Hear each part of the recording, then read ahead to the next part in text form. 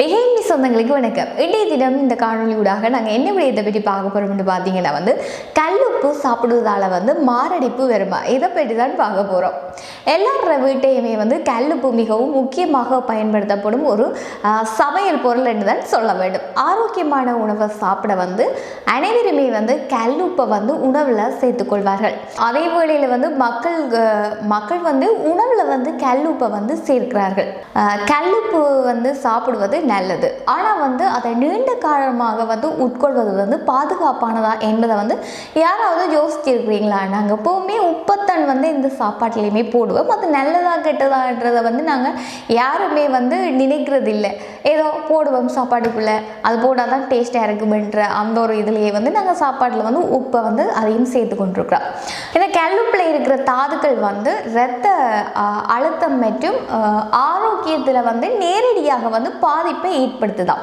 இதன் காரணமாக இப்போது கல்லுப்பை அதிகம் பயன்படுத்துவது நல்லதல்ல என்று கூறப்படுது. ஏனென்றால் அது இதயத்துக்கு ஆரோக்கியமற்றதாக கருதப்படுது. இப்போ பார்த்தீங்கன்னா கல் உப்புக்கும் சாதாரண உப்புக்கும் உள்ள வேறுபாடு என்னென்னு பார்த்தீங்கன்னா, இந்த இரண்டு உப்புக்களுமே முக்கிய கூறாக இருப்பது சோடியம் குளோரைட் என்ற அந்த ஒரு பொருள் தான். இதன் வேறுபாடு என்னென்னு பார்த்தீங்கன்னா, கல்லுப்பு குறைவாகவே பதப்படுத்தப்படுகின்றது. இதனால் அதில் இருக்கிற பொட்டாசியம், மேக்னீசியம், கால்சியம் இது போன்ற சில நுண்ணூட்ட சத்துக்கள் மிகவும் குறைந்த அளவில் இருக்கலாமா. மாரடைப்பு ஏற்படும் அபாயம் உப்புனால வர்றது அல்ல.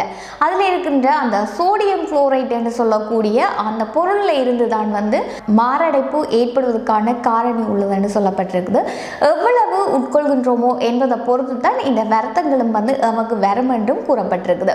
எனவே உப்பு சாப்பிடுவது உடலுக்கு பாதிப்பு வராது. நாம் எந்த அளவுக்கு உப்பை சாப்பிடுகின்றோமோ அதை பொறுத்து தான் இந்த நோய் ஒரு தாக்கம் ஏற்படும் என்றதும் கூறப்பட்டிருக்குது.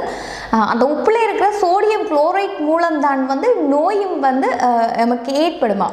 இதய ஆரோக்கியத்துக்கு மிக முக்கியமான காரணிகளாக சீரான உணவு, குறைந்த உப்பு உட்கொள்வது மற்றும் ஆரோக்கியமான வாழ்க்கை முறை நமக்கு அவசியம் என்று கூறிக்கொண்டு இது போன்று இன்னும் ஒரு பயனுள்ள காணொலியூடாக உங்களை சந்திக்கும் வரையில் உங்களிடமிருந்து விடைபெறும் நான் லெக்ஸி.